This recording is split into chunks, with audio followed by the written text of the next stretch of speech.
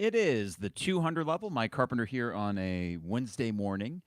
School starts for me tomorrow. So this is the last time that I can just come down here any hour of the day and record a podcast, hence the early start time. And while we are going live, I didn't really announce this. I was having my breakfast and felt inspired to talk Illini football because it is that time of year again. And maybe it coincides with the fact that we actually had a cold front come through. It's a nice brisk morning after what was a really hot stretch here in town. And between the cool air and the marathon of games that I'm playing on Xbox of College Football 25, I'm ready. Now, I'm not as excited as I was last year. And I don't know if any Illini fan probably is either, because I don't know about you. Last year kind of did a number on me as an Illini fan. Now, I wrote a book about Illini basketball. I'll talk about that later. I'll promote that probably relentlessly the next month. But there's a reason why I wrote about Illini basketball and not football. And the biggest reason is that Illini basketball continues to give back in a way that Illini football does not. And with Illini football, time and time again in my life, they've made this sort of ascension, and then the next season they pull the rug out from under you. It's the old Charlie Brown football routine, right? Lucy pulling the football away. That's what it's like to be an Illini football fan. Just as quickly as you start to think, wait, maybe we turned the corner and we figured something out, the next year is a crushing disappointment. Last year was up there with the 5-7 disappointments, or 5-6 when it was an 11-game schedule, that I felt as a fan. And I felt bamboozled. I allowed the fan part of me to probably inform my expectations and predictions more than I should have. Because last year's roster by no means was great. But a lot of my prognostications and why I felt bullish on last year's team had to do with everything around them in the Big Ten West, thinking that, hey, you have a coach who seems to have steadied the ship, who seems to have found kind of an MO, how to win in Illinois. Meanwhile, the rest of the Big Ten West is kind of a muddled mess, and it was. And yet, Illinois could not get out of their own way, and they go 5-7. So we go through the offseason, and like it always happens, it does not matter who the coach is or what happened the year before. I'm conjuring up that excitement again, and albeit cautious, very cautious coming into this year. But I'm finding those little hooks that bring me back into, hey, it's Illini football season, and let's see what happens. And there are things to be genuinely excited about this year. I truly do think that. And there are objective measurements that show that this program is in a better place than they were with any coach that I've seen in my tenure as an Illini fan. We're entering year 4 of Bret Bielema. And if we compare and contrast that with other year 4s, you're going to find that other coaches like a Ron Turner or a Ron Zook had more momentum going into their year 4 than a Bret Bielema does. Ron Turner, for example, year 3 was the Micron PC Bowl. Year 4, the table was set for an 8-9 win season. You had a junior stud quarterback in Kurt Kittner. You went 5-6, right? You followed up that rousing success of 1999 with a disappointing 2000 season. With Ron Zook, the third year was a Rose Bowl appearance. How do you follow that up? You guessed it, 5-7. So if anything, Bret Bielema was ahead of schedule. But entering year 4 and kind of getting hopefully the stinker out of the way in year 3, it still feels as if the floor is higher than whatever Ron Turner or Ron Zook were able to muster. I'm not going to include Tim Beckman in this. I'm not going to include Lovie Smith in this. Those two guys were unmitigated disasters. And in fact, now that I say those two words together, I think I entitled the podcast after last year's Northwestern game, Unmitigated Disaster. I don't want to brush over, or gloss over, how disappointing last year was. And I know that Jeremy and Joey talked about this in one of the recent podcasts, and as always, Illini Inquirer is doing a great job kind of, setting expectations and what the two deep looks like. And and how the schedule's shaping up. They do a really good job of the objective parts of this, but the subjective part of this as a fan is quite simple. Last year's season was crushing because of the missed opportunities. And you're starting to see, and I hope this is something that's just part of the natural process of, getting your program to a certain place. There is a trend of finding ways to lose. That's partially an Illini football thing.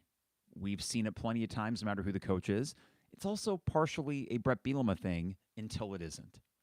And to me, if there's one overriding thing that I'm looking for this year, the thing that will separate this team from making a bowl game and not making a bowl game, it's eliminating those moments where they are finding ways to snatch defeat from the jaws of victory. They did it last year against Wisconsin. They did it last year against Iowa. They did it last year against Northwestern. And in the middle there, you found certain games where you were finding ways to win or snatch victory from the jaws of defeat. Maryland got the ball late last year. We were in Las Vegas when this game was going on, taking a breather in the hotel room before the U2 Sphere show.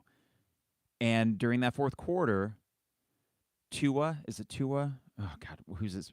Tualia, the younger brother, and the Maryland offense got the ball back, and it seemed all but certain they would go down and score a game-winning touchdown. Didn't happen. Illinois ends up getting the ball back, and they kick the game-winning field goal. They found a way to snatch, in my mind, victory from the jaws of defeat. Minnesota, come on. One of the craziest comebacks I've ever seen. John Paddock leads you down that last drive. I mean, there were that and the Indiana game. Finding ways to snatch victory from the jaws of defeat, though the Indiana game was a unique case because you almost snatched defeat from the jaws of victory by allowing that game to go to overtime. So the long and short of it is the 5-7 record last year was indicative of what that team was. It was indicative of this team is all right. They have talent, but they're kind of a mess. Can Bret Bielema and this staff find a way to fix those messes? Namely, no timely or costly plays by either side of the ball, especially defense, though, if you think of late-game situations. And can they find a way to raise the floor for the guys that have already been in this program? The developmental side of this is what's going to be really unique in the transfer portal era. Is Bret Bielema going to be able to actually run a developmental program in this day and age? If so, fantastic. And if we see seeds of that this year, I do think this is a team that can make a bowl game. But I'm right on that edge. I'm teetering on that edge of will they, won't they? And I think we'll get a lot of those answers by week 2 of the season. So here's what we're going to do today. It's going to be a very general podcast about the expectations of the 2024 season. Reasons for optimism, reasons for concern, and we're going to do that age-old game of dare to dream. Lonte and I did this back in 2011 with the football schedule. It is that way too early predictive game where you say, oh, well, game 1, you play this team. I think they're going to win. Game 2, you play this team. And down we'll go. And we'll find a range of wins and losses and what we think is realistic. I think a lot of people will settle on a similar range. And just like last year, a lot of the conversation was that range is pretty wide. The difficulty with this season and gauging where this team will end is that the schedule does not offer you the same amount of favors as last year. It just doesn't. And there are certain games that some will point to and say, that's a loss, period. And maybe a few more of those this year that you'd point to and say that than you did last year. But there's a lot of toss-ups. And as always, it's going to come down to letting the season play out. For example, last year, would any of us predicted that Illinois would win at Maryland? I said from the outset, there's no way you're winning that game. It just doesn't feel like a game you win on the road against a really potent offense. And you did. College football is weird. Can Illinois be the beneficiary of that weirdness this year? That's the question. All right, before we get too far into it, and I know there's a few people, good morning for you few that have joined me on the YouTube feed. I decided to do this live. What the hell? Last day of summer vacation.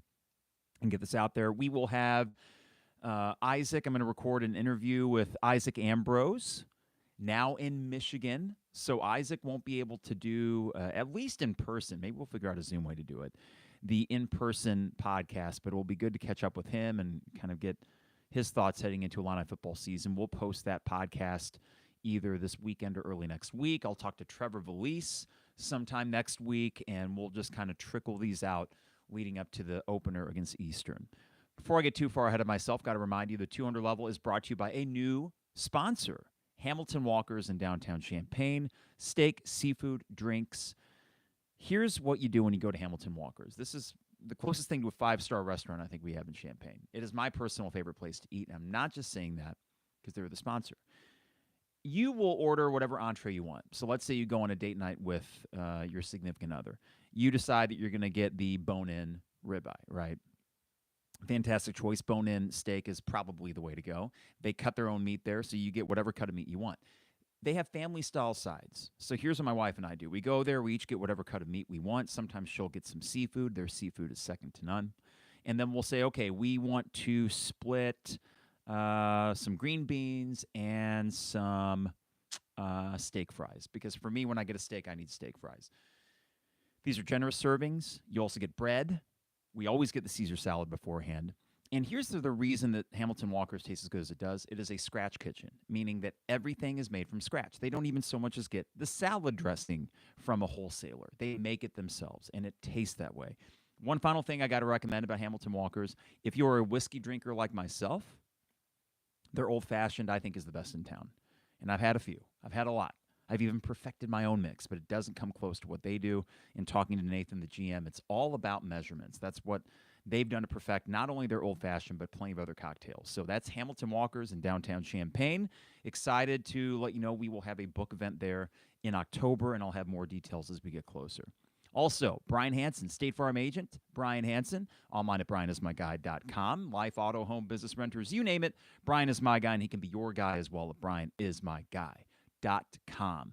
Dogtown Heating, Air, and Plumbing, your home's best friend. They came to check our furnace and AC. Everything is still running smoothly for a system that's about 25 years old, and I really appreciate their customer service. Great people to work with, and you can get a maintenance plan scheduled as we have for your HVAC unit by calling 217-841-4728. That's Dogtown Heating, Air, and Plumbing, your home's best friend at 217-841-4728. And finally, Owen Builders LLC, online at owenbuildersllc.com. Luke and his staff, great with home additions, patios, decks. If you go online to owenbuildersllc.com, you'll see a gallery of their work. And they are one of the best people to work with for those types of projects in town. What I like about them is, unlike some contractors, which if you've worked with contractors, you know what I mean. This is no slight to them. Communication is not always their strong suit. That is not the case with Luke and his staff. So go online to owenbuildersllc.com and get a free quote today. Got to thank Champagne Showers Podcast Network, and thank you, the listener and the viewer. Cheap plug time. Here's the book, The 200 Level, an Illinois Fighting Illini basketball fan's journey. It is available for pre-order at the200levelpod.com. And we've had an awesome response so far. Just in the first week, I'm overwhelmed with the response we've gotten, and it is not too late to secure your copy. We got a couple more weeks that will be available to ensure early free shipping, hardcover book, free download of the audio book, and I will personally inscribe it, whatever that's worth. So that is the 200 level book. All right. Reasons for optimism, reasons for concern. Before I get into this, it is a morning podcast. I do need a sip of my coffee here. I know that's always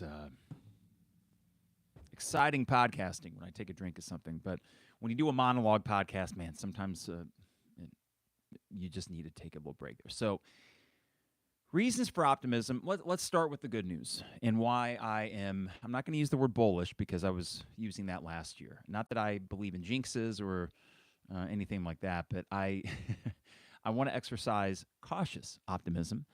And here are some reasons why you should feel, I think, pretty good about this team. I want to start with the offense, and I understand that's the obvious choice to start with because of the returning guys that you have. But I like Luke Altmaier. I really do. And I understand why early on last year, from the Penn State game through the Purdue game through the Nebraska game, why there was apprehension about him. I understand too, and I'm not going to say who said this, but someone compared him to Brandon Peters. And I think where they were going with is talented quarterback, clearly, but the intangible qualities, the Tommy DeVito kind of rah-rah thing, they don't have that. So what are you losing when you have a quarterback that's a little bit more quiet, a little bit more reserved and restrained? I don't think he's Brandon Peters.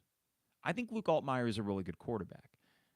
I don't know if I'm buying stock as much as some media guys, including Jeremy and Joey. They talked about this, and they see him up close.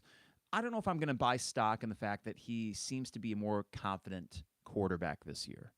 I will give Luke this. I appreciate his openness in saying, listen, last year sucked, having to sit behind John Paddock. He could have transferred. He didn't. He had some mental things that he worked through. I think he's talked about speaking with somebody, a therapist or something like that. I like that there's not less of a stigma about that nowadays. And, yeah, from the video clip I saw of him talking to the media, he does seem like a confident dude, a quiet confidence. I like that. I like blustery confidence sometimes in a Tommy DeVito, not blustery, but swaggering. And Luke is not that type of personality, but I saw seeds of it last year. Not to point to one game, and a game where if Illinois would have gotten one more score late, they would have secured it, but I think it was more the defense's issue. Take the Wisconsin game last year. Luke was phenomenal in that game. And that was a kind of, I felt, coming out party for the kind of Big Ten quarterback he can be. He's accurate. He has the ability to throw the ball deep, and he's got legs that can help him extend plays or make big plays of his own. I'm a Luke Altmaier fan. I buy stock in him. And, sometimes with football, of course it is maybe the ultimate team sport. A quarterback can cover up a lot of other blemishes. They really can. I would love to think that in year 3 of Lunny, in year 2 of his hand-picked transfer quarterback, Luke Altmaier, that you see a jump. A Kurt Kittner-like jump? I don't know. I don't know about that. But I do think it's fair to say you have a strong quarterback. And if the Big Ten West were still in existence, you'd have one of the Big Ten West best quarterback. We'll see about Nebraska and their 5-star kid who looks like Patrick Mahomes. He's probably going to be great from the outset. I'm not looking forward to that game in Lincoln. But I do think that Luke gives you a shot in most games. That's a pretty big one when he can say, I feel good about the quarterback. I do. What about the backfield? If they stay healthy, and of course that's the caveat for this running back room and for every running back room in the country, but maybe more so for this one, because Caden Fagan, God, he looked really good last year, but another injury, and he had an injury in high school. You see a trend that can be a little bit worrisome. And then Josh McCray, same thing. No offense to Josh. I'm not buying a word of pub coming out about Josh McCray until I see him on the field bulldozing a guy. I cannot buy into that. I just feel like after what happened in 2021, the 3-game stretch that he had, Purdue, Penn State, and I feel one other game he had a really strong performance, that's the aberration. Caden Fagan, you could maybe say the same thing, but I think for a freshman running back, a true freshman, to do what he did, the injury makes a little bit more sense for someone that was not maybe as ready for Big Ten play as a junior or senior would be. And when he was out there, he was phenomenal. And then Aiden Lawfrey, I like his burst. I like his sort of ability to be, I don't know, do we say like a Darren Sproles type? A guy that can catch passes out of the backfield and is a nice kind of change of pace back, the lightning to Caden Fagan's thunder, if that makes sense. You have talent back there. If they stay relatively healthy, I think your running game should be pretty good. Wide receiver room, I like it. Maybe it's because I'm playing college football 25, and I'm like, hey, this Miles Sanders guy is pretty good. I like him in the slot. I don't know if that's going to be the case for the actual roster, but between Pat Bryant and Zachary Franklin, you feel like you have 2 guys kind of anchoring that. And then at the slot position, is it going to be Hank Beatty? Is Malik Elzy going to find a role out there? The Miles Sanders, aforementioned Miles Sanders that we have. It stinks to lose an Isaiah Williams and a Casey Washington. I think Isaiah could have come back for one more year, but I don't think they're coming into this season with a lack of talent. And with Zachary Franklin's addition, and I know he's been kind of quiet in camp, maybe they're trying to ease him into it. you're looking at a potential 1,000-yard receiver. So are you simply substituting 1,000-yard receiver for another? I don't want to diminish what Isaiah did last year because he was phenomenal. But as much as I love Isaiah, those timely turnovers reared its head. They partially kept you from a bowl game in that Northwestern game, and I know that was special teams. I'm excited to see Zachary Franklin, a guy that's been a receiver and nothing but a receiver his entire career, and someone that has a little bit of synergy with the Barry Lunny offense. If there is such a thing as a plug-and-play wide receiver, he seems to be it. I feel fine about the wide receiver room. I feel good about it. And then the offensive line. And to me, it's as simple as this. Do J.C. Davis and Melvin Priestley on the outside, those two tackles, can they anchor it? I think J.C. Davis, he can, because he's about as proven of a commodity as you can get for a left tackle, no less. Priestley is a name that Bielema has thrown out a few times, and they seem excited about in camp. And then the interior of the line are your returners. Let's see, is it Geske, Chrysler, and Kreutz at center? That seems pretty good. Now, we entered last year feeling pretty good about the offensive line, and they stunk early. But there's not a lot of holes offensively. And you would think that in most games, you should be able to score. And you should be able to score, I don't know, can we say anywhere between 24 and 27 points regularly? I think so. The way the college football is nowadays, I don't think that's outside of the realm. You should be able to put your defense in a position where they don't need to be elite. You should be able, as an offense, to avoid stinkers like at Purdue last year or Nebraska at home, a 2-game stretch that cost you a bowl game more than maybe anything last season. That offense was humming late. John Paddock had something to do with that, but I think Barry Lunny had something to do with that too. And, the talk that I had with him last year before the season, and I didn't anticipate or even try to get an interview with him or Bielema or Aaron Henry. I was very critical of Barry Lunny. I think we all were. And after the Nebraska game, it was so bad where you thought, what are we even doing here? Like, get rid of him. It's not working. Well, they kept him. And if I recall, after the Nebraska game, wasn't it Maryland came next? And then they got better as the year went on. The Iowa game, not so great. Iowa's defense has something to do with that. And John Paddock seemed to kind of fall back to earth a little bit in that game. But it wasn't the play calling in that Iowa game that concerned me. It was more just, elite defense and just a couple missed opportunities that would have made the difference. Not to go back to Isaiah Williams, but there was a play where he had a first down and they didn't market that.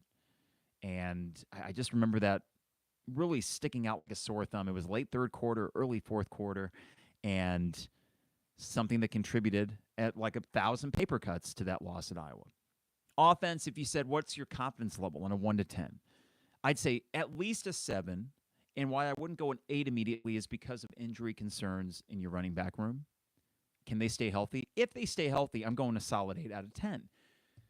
It's all relative, I know, because being an 8 out of 10 for an Illinois offense is not being an 8 out of 10 for an Ohio State. In Ohio State, we expect to score in the 30s and 40s. Illinois' offense, I don't necessarily expect that. I will be excited, though, to see if they can develop early on an identity. It took them a half year last year to do that. A half year to figure out an identity. Who are we? What are we good at? Well, they were really good at passing it. And then when Caden Fagan started getting the bulk of the snaps, they were really good at balancing that. Reggie Love eventually got going too. So I think that this offense, the Kansas game, which will be a mantra until we actually play it and see what happens, will be a very big indicator of what they hope to accomplish this year. So I'll say 7 out of 10 confidence level, given the rash of injuries to the running back room last year. 8 out of 10 if they can stay healthy in the running back room. The other areas I feel pretty good about.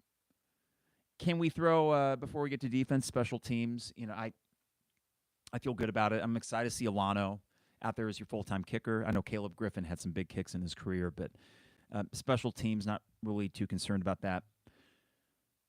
Not even going to give a confidence level because the changing rules and the fact that more often than not you're just taking touchbacks on returns or you're just fair catching it. I don't know if there's going to be game-breaking plays on special teams. I just don't want them to screw up. And a game like Northwestern shows that you can lose a game because of special teams. All right, defense. Ooh. I mean, isn't this the story this year? I don't want Bret Bielema's legacy. And before I get into this, Bret Bielema is going to be the coach here at Illinois for this foreseeable future, unless they completely tank. He will be the guy here for the next few years at least, and I'm okay with that. I am, unless it gets really bad. But I don't want this to be a situation of, oh, you figured out one side of the ball offensively with Barry Lunny, and meanwhile, by not hiring, but upgrading Aaron Henry from a secondary coach to your defensive coordinator, I don't want that to become the thing that kept the program from really getting going. I don't want a personnel decision, a staffing decision, to be the biggest reason why you couldn't maintain success. If I were to blame somebody, call it immature, if I were to point fingers at one person last year as the culprit for Illinois not making a bowl game, I'm pointing at Aaron Henry. Aren't you? I'm pointing at Aaron Henry. The defense stunk. They were bad. They never really got it going. Even in games where they were good. I guess Maryland, they were solid. I guess in Minnesota, solid, but they did give up a game-leading score to Minnesota. So often, they were the main culprit in losing your 7 games last year. I know Northwestern got a score or two based off special teams plays, but you still, with a bowl game on the line, let a Northwestern team come in here and put up at least 30 points of their own on offense. What is that? And while the secondary was not good and then injuries completely decimated them as the season wore on, you just saw a defense, talk about identity, without one, without an identity. And that just doesn't make a whole lot of sense to me, how Bret Bielema, this established coach, who I think knows what he wants to do, and made a very calculated decision when Ryan Walters left to say, you know what? I think we can run it back. Let's promote Aaron Henry, the younger guy that has the energy and has the ability to recruit maybe better than a Kevin Kane, who I'm sure was being considered to stick around too as your defensive coordinator. And not even looking at an outside option. I mean, Illinois was coming off an 8-win season. Could Bret Bielema have went out there and found a seasoned defensive coordinator to come in and take the reins for your boy wonder, Ryan Walters? Yes, he of course could have done that. He didn't do that, much to their detriment. So that is something that Bielema has to wear. But I also don't want to minimize a coordinator's role. I don't want to belittle the importance of what a defensive coordinator has in a program. Aaron Henry is not a first-year coach. Aaron Henry's been coaching for quite a while, and he made the natural jump from position coach to defensive coordinator that many have had to do. Fact of the matter is, his first year was bad, objectively. And because of that, there is a distinct lack of confidence that I have in his ability to turn it around. When I hear him speak, and this happens with any head coach, any assistant coach, right? When the thing that they control does not produce, when it fails, it doesn't really matter what they say. I'm going to roll my eyes and I'm going to say, you know what, I got to see it. And I think most fans are like that too. This year is a show me year for the defense. Yes, the team as a whole, but really the defense. And Aaron Henry's personality, when you aren't doing well, it doesn't play with me. It doesn't. The swaggering confidence, as we saw in multiple tweets this offseason. I think one of them said, best defensive staff in the nation. You're not. You're not. And I'm paraphrasing, but however you would have worded it, you weren't in the conversation. I need to see as a fan, and this is total subjective fandom caveman stuff, I admit. I need to see a little bit of quiet, nose to the grindstone. We sucked last year. We own it. Whatever happened to speak softly and carry a big stick? Was it Truman that said that? I think. Maybe my history's failing me. So I need to try to detach myself before this Kansas game, okay, with Jalen Daniels coming in and the fear of God being struck into me, knowing what he can do against this or really any defense. I'm going to try my best to separate myself when I'm sitting in the stands and not get pissed off at the first big play that Kansas has and start going down that, our defense stinks again. It's not about them being good this year. It's simply this: don't suck. Is it fair to ask your defensive coordinator in year 2 to just have a unit that doesn't suck? I think that's fair. I think that is an okay expectation to put out there for the defense. Middle of the pack, lower middle, that's fine. I think your offense can overcome that. If you're talking about winning 6 games, you do not need a top 10 Big Ten defense. You don't. But you cannot be 15, 16, 17, 18. Find that sweet spot between 11 and 12, whatever. Find something that works. Don't be perfect, but don't be bad. And that's it. Now, the problem is, if you ask my confidence level in the defense, I'm going like 5 out of 10, 4 out of 10. There are pieces. You do feel better about the secondary. You really do. I think that Xavier Scott and Miles Scott entering another year, they both were fine with flashes of being very good. I think Matthew Bailey's health is essential to the success of this defense. Certain guys have an ability to just change games. He seems to be one of those. And just his presence on the field, we saw it in the Penn State game for a quarter and a half. Just his presence alone does change the defense and how we view them, and how the offense on the other side views them too. I think the Tyler Strain, a lot of talk out of him out of camp. I hope that play against Wisconsin, which I think he referenced himself, really propels him to a much better season, because he's got talent. I know he's a little guy, but I mean, if you've seen pictures of him out of camp, dude is cut. Dude is big. And he's one of the fastest players on the team. But it's really Terrence Brooks. It's the fact that you added a starting caliber cornerback that you can slot on the opposite side of Strain and Xavier Scott, however they end up shuffling the nickel back or the second corner position. That makes you feel like, okay, the secondary should be fine. They should be. Of course, health comes into play, maybe a little bit more so with this unit because of Matthew Bailey. But if there's a unit, oddly enough, that I feel best about, it's probably them. The secondary, I think that they can be fine. Now, linebacker room, in this particular defense, it's not the old-fashioned 4-3 or sometimes not even 3-4 defense. You do have a Dylan Rosiak that you feel pretty good about back there. Some of the other names, I know Kreutz is coming back from an injury. But linebacker is really just don't screw up. If you go back to a Kalen Tolson, for example, or Tariq Barnes before he kind of disappeared off the face last year, it is a unit that for this type of defense is just, keep things in front of you.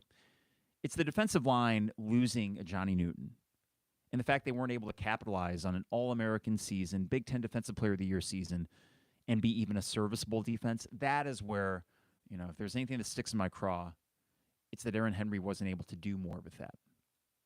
So the defensive line, minus Johnny Newton, minus Keith Randolph, well, what do you have there? And I know they like the Briggs kid from Florida State. I know these are more outside linebackers we're talking about. When I think of linebackers with this defense, I seem to associate outside linebackers more as defensive end types because they're so often active in either pressuring the quarterback or being more aggressive, right? A Seth Coleman or Gabe Akis, whether you associate them with the linebacking room or the defensive front, that's your bread and butter. I mean, those two right there, if they were to have big seasons, I do think that changes things. Them, coupled with hopefully a playmaking secondary, can make it an interesting defense. Not great, but interesting. And then your rotation on the interior. That will be something that I'll be looking for as well. But confidence level, I got to go 5 out of 10. And how much of that is the personnel and how much of that is your coach? That's a good question. I don't want to gang up on the guy, but I got to see it from Aaron Henry this year. I have to. And the thing is, the expectations, at least mine, are low enough where it's not going to take much to say, oh, he figured it out. Cool. It's not going to take much. And the changes that you made, Andy Boo was out of here, whoever the linebackers coach was that came in, the outside linebackers coach, Charlie Boulin, I think, in and out. You got some new guys that came in. Is it just change for the sake of change, or is it because you had to make it? I guess we'll find out. Um, but without heaping too much criticism on Aaron Henry, Bret Bielema, for as much as I like most aspects of Bret Bielema and how he operates and how he runs his program, I mean, we are actually being run like a football program should in the Big Ten. He has to wear this too. He has to wear what's going on with the defense. And I just hope that we don't get to the end of this season with the same refrain as we did last year. If only the defense didn't suck. Please don't let that be the case. November, that schedule does set up where you could win some games. And if the defense is going to stink, I guess you could say, well, better for them to stink early and then figure it out when you have the winnable stretch later. But you know what I would prefer? I would prefer for this defense, which is by no means young. It is not a young defense. And most of these guys have been here for 2-3 years. They got to be better than what even our expectations are for them, I think. And what are my expectations? I don't know. Let's say 12th in the Big Ten. Can they do that? If they can do that and we have an offense that's in the top 10, that is a bowl team right there. I would think. We are not asking for greatness. As you well know, if you've listened to this podcast, I don't need Illinois football to be great. I don't. I just want the falls to be fun. Last fall was not fun.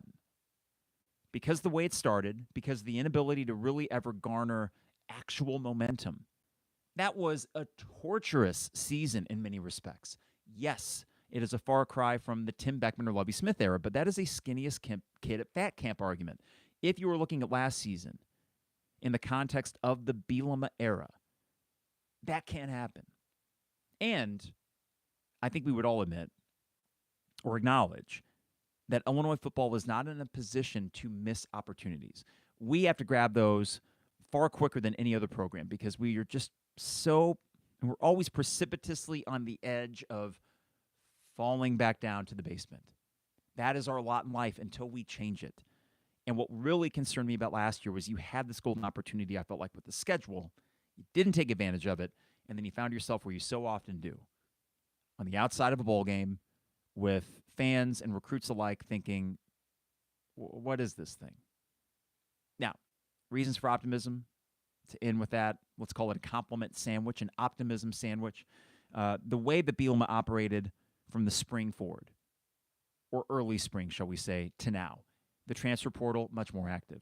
I think that I wrote an article in our Substack in April asking what the hell is going on with this program? Like, where is it going? And if I were to rewrite that or revise it with the additions of a Terrence Brooks and a Zachary Franklin, I'd say, oh, well, okay. Actually, they are serious about operating in this climate. Can you balance the portal and the developmental thing? That we will see. But I do appreciate the fact that they were aggressive. They knew what their holes were. They went to address those. And as you look at this roster, there are not any gaping holes that make you say, oh, we are totally screwed in that unit. There are some units that are better than others. But for the most part, you have a solid 2 deep. Now it comes down to the old adage, coach them up, maximize the talent that you do have, and see where everything falls into place. So that leads to our final conversation today. The old dare to dream. I'll give Lante credit. There he is, bobblehead Lante.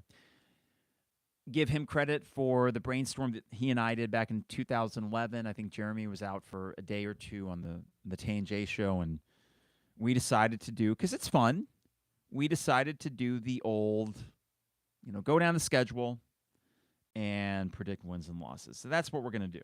And you can keep score at home, too. Illinois football schedule. Let's see here. Well, we know how it's starting. Football schedule. Eastern Illinois on Thursday, August 29th, 8 p.m. Why? Can we not start this at 6:30? I got to wake up at 5 the next day. Maybe I'll make it over there for a half, but God dang it. I love my garage in situations like this. This is an exhibition game in all but name. And I think that the Thursday kickoff is something that Bret Bielema is okay with. That's 2 extra days of prep before you play Kansas. In some ways, it reminds me of a couple years ago, you played a Thursday night game. God, it was against Chattanooga, or You played a Thursday night game before the following Saturday you traveled to Wisconsin. So you got 2 extra days of prep and rest before you went to Madison. And then you ended up having one of your best wins of that season, if not the most complete 60-minute performance. So this seems, from a Kansas perspective, to be a bit of fortuitous scheduling for Illinois. Eastern Illinois, and Illinois on Labor Day weekend on Saturday would have gotten probably 10,000 more people in the stands. But you know what? How excited would we have been for that matchup? All things considered, playing them a couple days early works out well. So that's a win. Kansas, though. I cannot predict a win until I see it. I really can't. I think you would be fair to say that it's about a coin flip because it is a home game, because Kansas did lose their offensive coordinator, because Kansas did lose some guys on both ends of the ball, but they do have Jalen Daniels. That guy can be special. And if he is, I just don't think the defense in game 2 of the season is going to be equipped to stop him enough. Can the offense keep up? Maybe. I just, for some reason, view that game as uber frustrating 38-35 loss until I see differently. Now, here's the good news about the Kansas game. Any win, any way in that Kansas game would feel huge. But for now, I'm going to call it a loss, and we'll see where the chips fall through the rest of the schedule. Central Michigan. Win. I don't think they're predicted too highly in the MAC. And that is a good old-fashioned... See, I love the 11 a.m. games. The older I get, I love waking up, having my morning White Russian, going in the game at 11. And if they win, you get the rest of the day to celebrate. 2-1, heading into Nebraska on September 20th, a Friday night at 7 o'clock. Loss. No. Not feeling it. Matt Rule might not make them great, but it does seem like he's turned their fortunes around fairly quickly. And the difference of a 5-star quarterback. Is it Raiola? Darren Raiola? Dylan Raiola? Patrick Mahomes Jr., in at least the way he looks, with that broccoli haircut thing that the kids love. Yeah, 2-2. Let's call it that after the Nebraska game. Now, at Penn State on September 28th, I know that the inclination is to predict a loss outright, or to say this is one of the guaranteed losses. I don't necessarily see that. I do not buy stock in James Franklin. I never have, and I never probably will. And I'm not going to say, well, hey, you beat them in 2021 in Happy Valley. Why can't you do it again? I don't think it's as easy as that either, but while I predict that for now as a loss, and that sets you at 2-3, I don't know. Play the game. Play the game, see what happens. And while they did get Kansas's offensive coordinator, which is a big addition, it's James Franklin effect. I don't know how to call that game other than, we'll probably lose, but I don't know if we're going to get blown out. I think game 5 of the season, between the Nebraska and Penn State games, I'd like to think one of those you perform better than you might think on the road. To me, in a weird way, I would be more comfortable predicting an upset on the road at Penn State than I would a win at Nebraska.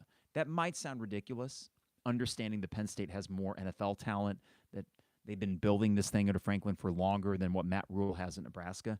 Call it a hunch. I just fear that game less. 2-3, though. I still think you lose both of those road games, which makes the Purdue game on October 12th essential. Against my better judgment, this is... No, I think you win. I think you do. I don't know where the heck our heads were at last year. You played a terrible game. You were close at halftime, and then the wheels came off.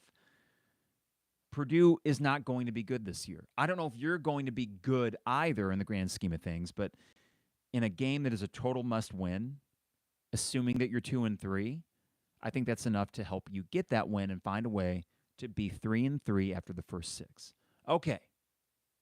So you're 3-3, you're square. You're back at square one entering the last 6 games of the year. There's a good chance you're 3-5 after that. Now, the Michigan game on October 19th, Sharon Moore, the crying doofus that took over for Jim Harbaugh, I'm going to mock them relentlessly. It's coming from a place of understanding, hey, they won the national title, they're cool with it. It's also coming from a place that my wife has family that are Michigan fans, and they're good people. I would tell this to their face as well, maybe nicer than I do in the podcast. Sharon Moore is not going to be successful as Michigan's head coach. He's not. Jim Harbaugh is a once-in-a-generation type coach. He is a whisker away from having a Super Bowl and NCAA championship. I mean, like Barry Switzer, one of the few guys to do that, right? With the Dallas Cowboys and then before that, Oklahoma. Nick Saban didn't do it. I'm trying to think. Pete Carroll did that with USC and the Seahawks.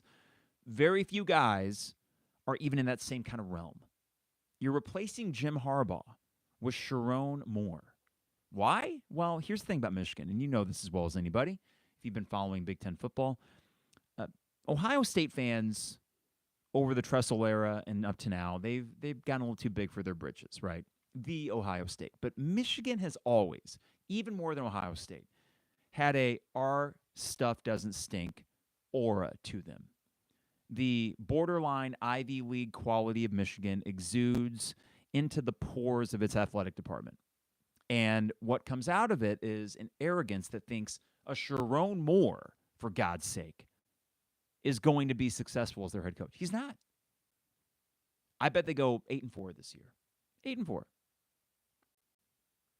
And they're okay with it for now. They won a national title. But give it another year or two, and let's revisit that conversation when Sharon Moore is not having success at Michigan. The same kind of arrogance that,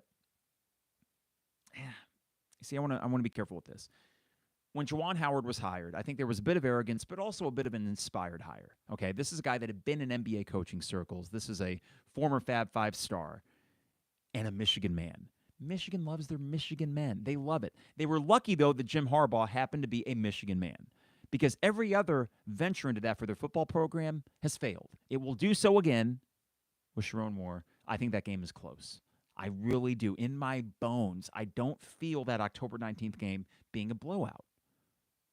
Now, what I hope doesn't happen is with Purdue a week earlier, Illinois somehow was caught looking ahead.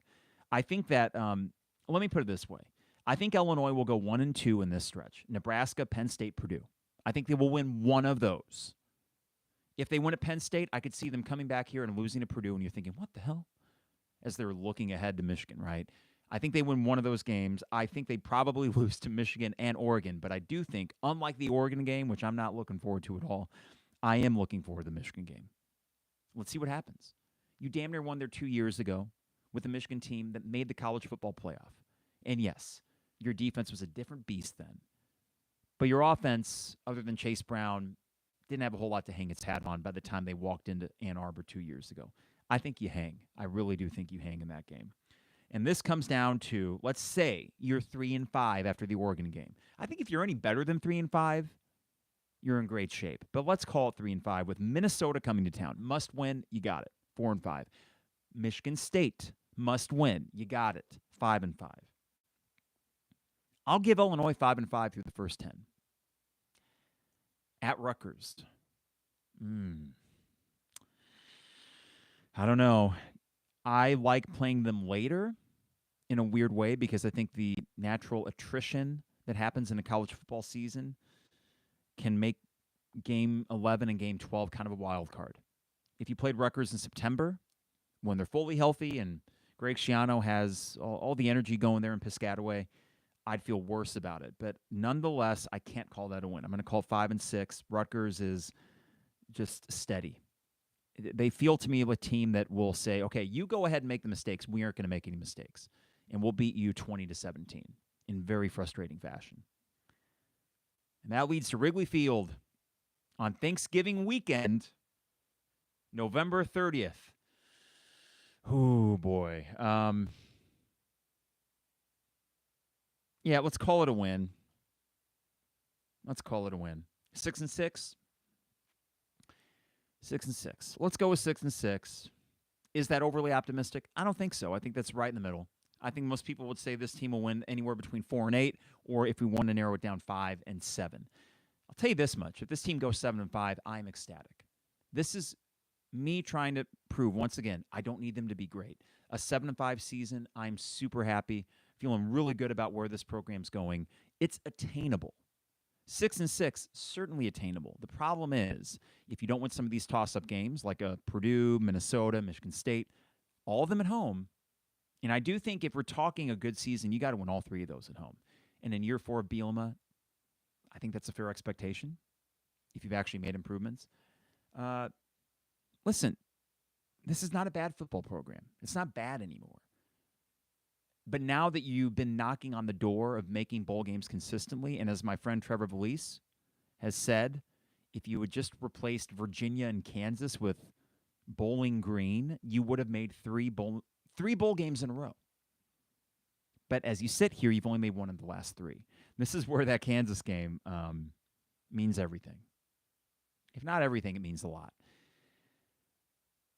I don't want to be sitting in the stands against Kansas as Jalen Daniels rushes for a 30-yard touchdown to go up 21-7, thinking, I told you, Josh Whitman, you should have bought out of it, because you know, if you've been listening back into last fall or whenever the rumors started that we were going to buy out of that game, I feel like we should have bought out of that game. But now that it's on the schedule, and now that we're a month away from that particular matchup, a monster matchup, go and win it. Go and win it, please. Because if you do, then I think the complexion changes quite a bit. This is how last season ended, okay? This is how close you are in some respects. So close, but so far away. After Nebraska came in here and beat you 20-7, beginning on October 14th, you won at Maryland 27-24. That's a 3-point win. You lost at home the next week against Wisconsin 25-21. That's a 4-point loss. So these are single possession decisions. Next week, 2 weeks, after that, you won at Minnesota 27-26. That's a 1-point win. Thank you, John Paddock. It's crazy. Craziest comeback I've ever seen. Illinois 48, Indiana 45 the following week. 3-point win. The week after that, 15-13, Iowa beats you by 2. And to close out the season, 45-43 Northwestern, 2 points. Your last 6 games were all decided by no more. What was the widest margin? 3? 4. The widest margin in your last 6 games is 4 stinking points. You won 3 of them. You lost 3 of them. Man.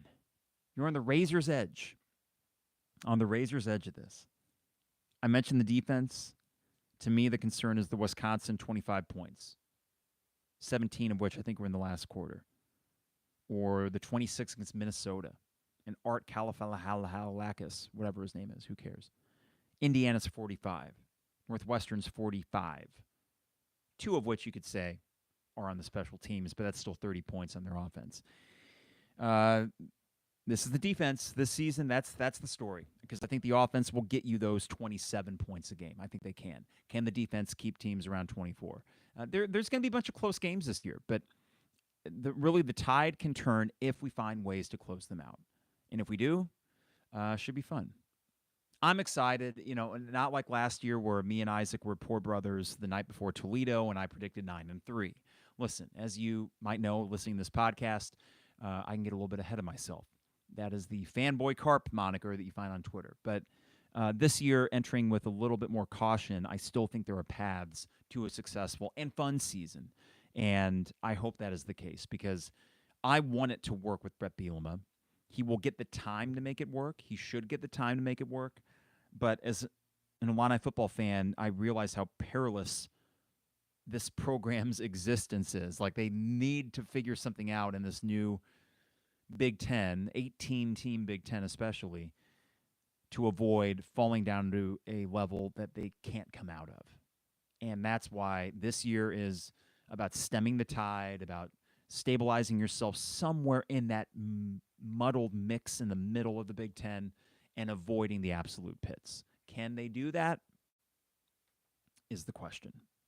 All right. Thanks for the few of you who tuned in on this early Wednesday morning. Again, just felt inspired to come down here. Just a reminder, the 200-level book is available now at the 200levelpod.com for pre-order.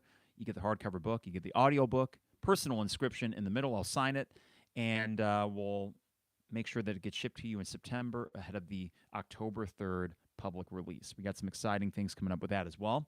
Got to thank Hamilton Walkers, who will be the site of our big book talk on the release day with myself and Monte. More details on that coming up, but at Hamilton Walkers, steak, seafood, and drinks. My favorite restaurant in Champaign-Urbana. Go visit it in downtown Champaign today. That's Hamilton Walkers in downtown Champaign. Also, State Farm agent Brian Hansen online at brianismyguy.com. Owen Builders LLC, online at owenbuildersllc.com. And finally, Dogtown Heating, Air, and Plumbing, your home's best friend at 217-841-4728. For Champagne Showers Podcast Network, thank you to them, and thank you to the listeners and the viewers, and we will see you soon. It is the 200 level.